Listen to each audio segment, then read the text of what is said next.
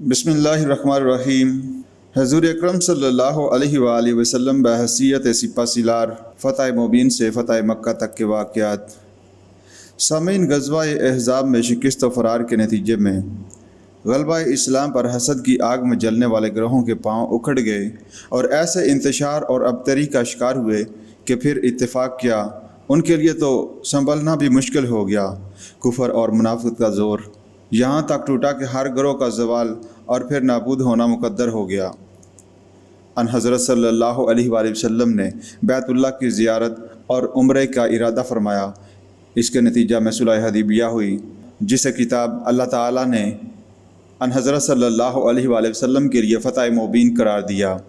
اس کے بعد فتح خیبر دنیا بھر کے بادشاہوں کے ذریعے سے تمام عالم اسلام کو دعوت اسلام اور پھر فتح مکہ معظمہ کے واقعات ظہور پذیر ہوئے۔ ان واقعات کے ضمن میں حضور صلی اللہ علیہ وآلہ وسلم نے بحیثیت سپہ سالار جو حکمت عملی اختیار فرمائی، اگر اس پر نظر ڈالیں تو سامعین، نمبر 1، فتح مبین۔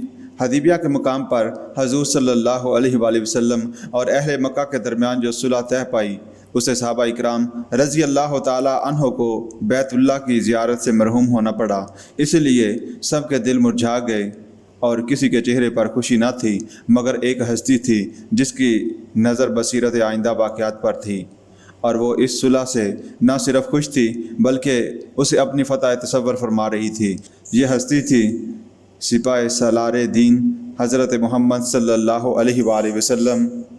اس فتح کو مدینہ منورہ پہنچنے سے پہلے بارگاہ الہی سے آپ صلی اللہ علیہ وآلہ وسلم کی فتح مبین یعنی واضح اور روشن فتح قرار دیا جا چکا تھا، اور آئندہ کے واقعات نے اسے حرف بحرف فتح مبین ثابت کر دیا، کیونکہ صلح دو برابر کے فریقوں کے درمیان نقطہ اتفاق پر ہوتی ہے۔ قریش نے صلح کر کے گویا حضور اکرم صلی اللہ علیہ وآلہ وسلم کی قائم کردہ اسلامی ریاست کو تسلیم کر لیا۔ نمبر 2، جزیرہ عرب کے سب لوگ جانتے تھے کہ معاہدہ قریش کی کمزوری کو ظاہر کرتا ہے۔ مسلمان مکہ معظمہ کے قریب پہنچ چکے تھے۔ ان سے لڑنے کے بجائے قریش نے ان سے صلح میں عافیت سمجھی۔ طاقتور جب صلح پر آمادہ ہوتا ہے تو یہ اس کی کمزوری و بے بسی کا اعتراف ہوتا ہے۔ اس معاہدے کے باعث حضور صلی اللہ علیہ وآلہ وسلم کو یہود، منافقین اور جزیرہ عرب کے بدو شر پسندوں سے نپٹنے کا موقع مل گیا۔ نمبر 4، آپ صلی اللہ علیہ وآلہ وسلم کو یقین تھا کہ اب کبھی کوئی جنگ عذاب نہ ہو سکے گی، سب کو دین حق کے سامنے جھکنا پڑے گا۔ اس لیے آپ صلی اللہ علیہ وآلہ وسلم نے اگلے قدم کے طور پر وقت کے بادشاہوں کے ذریعے سے تمام انسانیت کو دین حق کی دعوت دی اور انہیں خطوط لکھے۔ نمبر 5، بیرونی خطرات کو روکنے کے لیے سرحدی علاقے میں مجاہدین کے دستے بھیجے تاکہ حملہ آوروں کو آگے بڑھنے کی جرأت نہ ہو سکے۔ خواتین سے مشورہ۔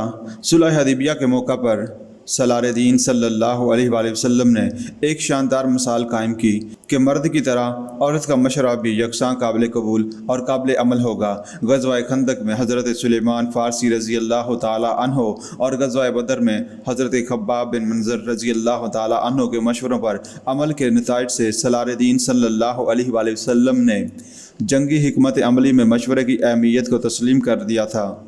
صلح حدیبیہ کے موقع پر ام المومنین حضرت ام سلمہ رضی اللہ تعالی عنہا کے مشورے سے احرام کھولے کے شعار ادا فرمائے تو سب صحابہ اکرام رضی اللہ تعالی عنہ نے آپ صلی اللہ علیہ وآلہ وسلم کی تقلید کی اور سب نے خوشی خوشی احرام کھولے۔ سامعین، جیسا کہ جنگی حکمت عملی میں اقفائے راز کی اہمیت کیا ہے، آپ صلی اللہ علیہ وآلہ وسلم نے اکثر و بیشتر غزوات میں توریہ و ابہام کی روش سے دشمن کو غلط فہمی میں رکھا۔ اس کی واضح مثال مدینہ منورہ سے فتح مکہ معظمہ کے لیے روانگی ہے۔ آپ صلی اللہ علیہ وآلہ وسلم کی روانگی کے مقاصد کو مخفی رکھا، راستہ بھی ایسا اختیار کیا جس سے مکہ معظمہ کی طرف قصد واضح نہیں ہوتا تھا۔ اسی طرح سالار دین صلی اللہ علیہ وآلہ وسلم امت کی کس تربیت و تلقین کا سامان فرماتے رہے۔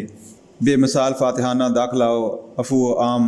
مکہ مکرمہ میں فاتحانہ داخلہ اور پھر اپنے خون کے پیاسوں اور بدترین دشمنوں کے لیے عفو و عام کا اعلان بحیثیت سپہ سالار حضور صلی اللہ علیہ وآلہ وسلم کا وہ قابل فخر کارنامہ ہے جس پر تاریخ انسانی کو ہمیشہ ناز رہے گا۔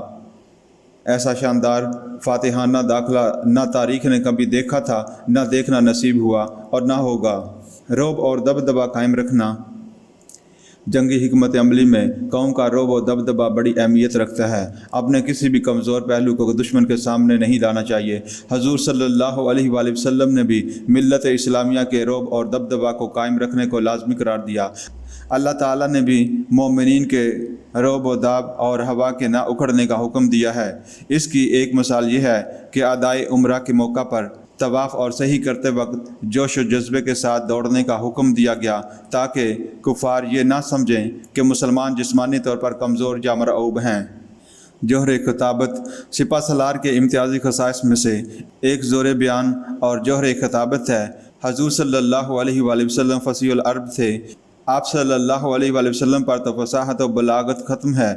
حنین سے واپسی پر انصار مدینہ کے سامنے حضور صلی اللہ علیہ وآلہ وسلم نے خطبہ ارشاد فرما کر جس طرح ان کے دل جیت لیے، وہ سیرت پاک کا ایک خوبصورت واقعہ اور خطابت کا ایک سنہرا باب ہے۔